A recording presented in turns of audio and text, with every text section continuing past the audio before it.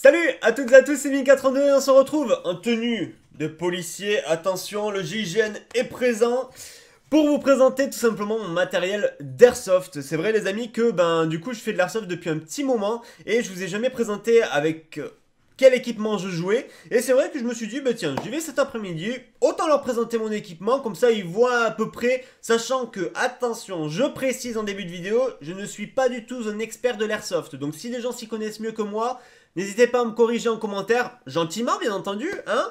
Par exemple, si je dis arme au lieu de réplique, là je me prends une tarte dans la gueule direct. Je vais vous présenter ma réplique principale pour commencer. Voici le mastodonte. C'est une GNG M4 tout simplement, avec un chargeur high-cap, avec une lampe torche professionnelle, une Phoenix PD35 et avec sa crosse amovible où il y a la batterie à l'intérieur. Voilà, tout simplement. J'ai préféré que la batterie soit à l'intérieur de la crosse plutôt qu'à l'avant. C'est vrai qu'à l'avant, ça fait un petit cache, voilà, c'est pas terrible. Alors, à l'arrière, je me suis dit, c'est mieux, comme ça, au moins ça bouge pas et c'est nickel. J'ai aussi une sangle 2 points sur la M4 pour la mettre autour de moi, tout simplement, quand je dois prendre mon PA. C'est vrai que c'est plus pratique d'avoir une sangle que, voilà, je vais pas l'acheter par terre pour prendre mon PA. C'est vrai que la sangle, c'était devenu indispensable. Le seul défaut, c'est que je suis gaucher. Et comme vous voyez, du coup, la sangle, en fait, elle est tirée du mauvais côté. Et ça, c'est assez chiant. Mais voilà, après, au niveau de la prise en main et tout ça, cette M4, franchement, je la trouve vraiment super bien. J'ai laissé la mire de base, comme vous pouvez le voir, parce que je me suis habitué à elle. C'est vrai que j'aurais pu acheter un viseur holographique ou laser, enfin voilà, tout ce que vous voulez. Mais avec cette mire, j'arrive vraiment bien à viser, donc du coup, je l'ai gardé. On verra ce qu'on ajoutera, peut-être que j'ajouterai un laser, peut-être que j'ajouterai autre chose. Peut-être même un support pour GoPro, on sait jamais sur le côté, si vous voulez que je fasse des vidéos, ça serait vraiment sympa. Mais voilà, petite M4 vraiment pratique avec canon court du coup pour du CQB, du combat rapproché. C'est vrai qu'en extérieur, bon je sais pas ce qu'elle vaut encore parce que je ne fais que du CQB pour l'instant, donc à tester. Mais voilà pour ma réplique principale. Maintenant je vais vous présenter ma réplique secondaire, mon PA. Alors c'est un Stark Arms 17, c'est une représentation du Glock 17 tout simplement. Alors elle est full métal pour donner un look assez spécial et assez sympa, enfin beaucoup plus réaliste. Le corps il est tout en polymère et là on a le canon et la culasse qui sont en métal. Hop, avec un super bon bruit quand du coup on tire ou quoi que ce soit, sachant que c'est du blowback. Vous voyez les chargeurs. On peut mettre directement une cartouche de CO2 en fait. Et du coup j'ai à peu près 26 billes on va dire dans le chargeur. Donc ce qui laisse un petit moment pour tirer. Hop, je mets ça. Et là je peux tirer 26 cartouches avec du coup la culasse qui fait clac clac clac. Ça c'est vraiment super sympa. Ça donne un effet réaliste surtout. Et ça donne un petit recul qui fait que vous aimez bien l'utiliser. Pas comme les pistolets, vous savez, de fête foraine, les trucs à 0, je sais pas combien de joules. Voilà, vous tirez, ça fait tut, tut, tut. On a l'impression de vraiment pas tirer. Là, avec ces répliques-là qui ont un recul, c'est vraiment sympa et beaucoup plus réaliste. Et puis, je suis un grand fan du Glock 17 tout simplement parce que dans Counter-Strike, en fait, 1.6, c'était vraiment l'arme que j'utilisais quand j'étais terroriste. J'adorais jouer au gun, je sais pas pourquoi. Et du coup, voilà, c'est un petit clin d'œil à tout cela. Donc, un rail à l'avant, pas de lampe ou quoi que ce soit, sachant que je m'en sers très peu. J'ai beaucoup plus tendance à me servir de ma M4, sachant que j'ai des chargeurs high cap sur la M4. D'ailleurs, chargeur high cap dont j'ai oublié de vous parler. Comme je vous disais donc, sur ma M4, j'ai oublié de vous en parler, j'ai deux chargeurs high cap. Et là, attention, il y en a plein qui vont dire, oh là là, high cap, mon dieu, pourquoi il a pris ça ? Tout simplement parce que je préfère avoir beaucoup de billes dans mon chargeur. C'est vrai que là, c'est un chargeur qui contient 450 billes. Ça me permet de tenir en fait toute la partie, clairement. C'est vrai que j'ai pas besoin du coup d'avoir 10 chargeurs sur moi, de recharger à chaque fois. Là, c'est vraiment un chargeur qui me dure une partie d'1 heure sans problème, même en faisant des tirs de suppression et tout ça. Donc c'est vrai que j'apprécie beaucoup plus les chargeurs high cap, même si le seul défaut, c'est... Quand vous courez, vous avez vraiment toutes les billes qui sautent parce que voilà, il y en a tellement que du coup ça fait un peu de bruit. Alors après, c'est une technique de jeu qu'il faut avoir pour que justement ça ne fasse pas ce bruit. Pencher le chargeur dans un certain sens et tout ça, ça évite beaucoup de bruit. Donc du coup, voilà, moi je préfère avoir un chargeur high cap. J'en ai un autre dans ma veste tactique qui permet on ne sait jamais si je n'ai plus de billes d'en rajouter un. Mais voilà, je préfère jouer avec ça plutôt qu'un mid cap ou un low cap, voire un real cap. Real cap, c'est carrément 30 billes. Vous imaginez pas toutes les chargeurs qu'il faut dans une partie pour pouvoir tenir. Voilà, donc je préfère jouer avec ce type de chargeur. Au niveau des accessoires maintenant, je vais vous montrer un peu avec quoi je joue. Donc vous avez déjà pu voir ma tunique. Hein. Ma tunique, c'est une sorte de, voilà, de combinaison complète avec bien sûr le patch France. On représente la patrie, hein.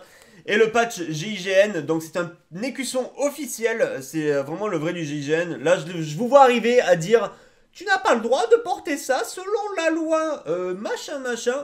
On s'en fout, c'est pour être réaliste que j'ai mis ça. Je le porte pas, bien sûr, dans la rue ou quoi que ce soit, je le porte qu'en partie. Donc au niveau de ça, il devrait pas y avoir de problème. Au niveau des gants, j'ai préféré des mitaines, tout simplement pour être plus dynamique, on va dire, en partie. C'est vrai que ben vous avez plus de doigté du coup, vu que voilà, il n'y a pas les bouts assez gros qui font que vous ayez des gros doigts, donc du coup vous n'êtes pas habitué. C'est vrai que pour remettre des billes par exemple qui se sont échappées ou quoi que ce soit, c'est beaucoup plus pratique. Et j'ai l'impression d'être du coup plus dynamique et tout ça. Pour l'instant, je me suis pas pris de billes dans les doigts. Je me doute que le jour où je vais m'en prendre une, ça va faire bien mal, surtout là en hiver. Mais voilà, au niveau du dessus des gants, c'est tout molletonné. Au niveau des doigts aussi. Donc, je m'en suis déjà pris sur les mains, mais ça m'a pas fait grand mal. Au niveau de la tête, j'ai une cagoule. Tout simplement, une cagoule, un trou. Cagoule, un trou que je vous déconseille. D'ailleurs, ça se voit pas du tout du coup à l'écran. Mais voilà, cagoule, un trou, donc qui me laisse juste apparaître mes yeux. Je vous déconseille ça si vous voulez bien respirer, parce que voilà, du coup je respire avec la bouche mais ça fait beaucoup de buée. Si vous avez un masque avec des glaces, carrément, je suis en train de me décoiffer, ça ne doit pas le faire du tout. Voilà, moi je vais vous expliquer pourquoi j'ai pris un trou au final. C'est tout simplement parce que j'ai ce masque. Voilà, donc c'est un masque avec, comme vous pouvez le voir, une grille et non pas une glace. Ce qui permet d'éviter toutes sortes de buées, parce que c'est vrai que ben avant j'en avais un avec une vitre, et là, ben, à chaque fois que je restais un peu statique pour tenir une position ou quoi, j'avais beaucoup de buée, du coup ça m'empêchait de tirer, hein, tout simplement. J'arrivais même pas à reconnaître mes amis de mes ennemis. Donc du coup, je tirais un peu sur tout le monde, j'étais là, allez, au pire, voilà, je tire pas sur mes potes, mais voilà, c'était assez compliqué. Du coup, maintenant, avec cette grille, donc c'est une grille en métal, hein, ça résiste facilement aux billes. Voilà, plus de buée, et c'est vraiment super pratique pour jouer, même si voilà, c'est un peu caché, c'est un peu plus assombri on va dire qu'une vitre. Ça permet justement de pallier à ce problème. Au niveau du casque, c'est un casque de type fast, mais que je déteste, tout simplement parce qu'à l'intérieur, comme vous pouvez le voir, il n'y a aucune mousse, on va dire, aucune mousse à l'avant, ni aucune mousse à l'arrière, parce que tout simplement, sinon ça me compressait la tête, j'avais l'impression d'être compressé vraiment, horrible. Du coup, voilà, j'ai pris ce casque, mais je compte le changer, bon, toujours prendre un fast, hein, bien entendu, mais de meilleure qualité, on va dire. Et à l'avant, le support GoPro, car oui, j'ai acheté une GoPro Session que vous pouvez voir ici. Pour vous faire des vidéos tout simplement, enfin essayer de vous faire des vidéos, j'espère en tout cas pouvoir en sortir une ou deux sur la chaîne et que vous me disiez si ça vous plaît ou pas. Mais voilà, petite GoPro Session, je pense qu'elle va faire son job tout simplement, j'espère en tout cas. Et voilà, du coup elle est sur mon casque, ça fera un peu une vue Counter Strike à la FPS et je pense que ça peut être sympa. C'est tenu avec du 3M, donc j'espère que ça tiendra, sachant qu'elle est pas lourde, ça devrait tenir. Le mastodonte, le gilet tactique, donc ça c'est un gilet tactique plutôt lourd que j'ai acheté sur Héritage Airsoft. Vous voyez qu'il est équipé d'énormément de poches. Alors, dans mes poches, bien entendu, je mets Bibi Loader, chargeur ICAP. Là, je mets des petites cartouches de CO2 de secours, on ne sait jamais. Donc, vous voyez, beaucoup de poches à l'avant, ça j'aime parce que du coup, on peut ranger vraiment tout ce qu'on veut. Je rangeais un moment ma lampe torche, enfin, on peut tout mettre du coup. Là, on peut mettre un petit écusson de type GIGN, police, enfin, tout ce que vous voulez. Encore si vous réussissez à l'acheter, hein, parce que bon, c'est pas très évident. Et à l'arrière, voilà, vous pouvez, il y a des straps, donc vous pouvez rajouter des poches hein, si vous en avez envie, ça c'est largement possible. Bon, après vous êtes Mister Poche, hein, avec des poches à l'avant, à l'arrière, tout ça. Mais voilà, gilet qui est assez lourd, assez conséquent, vous le sentez quand vous l'avez sur vous. Mais je trouve ça bien, ça fait un équipement du coup qui est pas bas de gamme. Ça fait vraiment, voilà, c'est un bon gilet et qui résiste bien aux billes. Vous l'entendez quand quelqu'un vous touche, mais vous sentez rien. Et ça, du coup, c'est pas mal. Et pour finir, au niveau de la ceinture, tout simplement, j'ai une ceinture donc assez rigide. Et avec seulement le holster, du coup, pour mon Glock 17 qu'on peut insérer dedans. Voilà, j'ai pas ajouté d'autres choses, je pense à ajouter des poches pour des Toki, pour des menottes et sûrement pour une bombe lacrymo, on sait jamais, ça peut être sympa. Mais voilà, pour l'instant la ceinture toute simple, hein, voilà, juste rigide avec hop, une bonne encoche comme ça. Voilà, comme ça on est sûr que ça se barre pas en partie. Enfin voilà, du coup je vous ai présenté à peu près tout mon équipement d'Airsoft, j'espère en tout cas que cette vidéo vous aura plu. N'hésitez pas à la partager, à mettre un j'aime et en commentaire à me dire ce que vous avez peut-être si vous faites de l'airsoft. Et puis moi je vous dis à ciao pour de nouvelles vidéos, salut.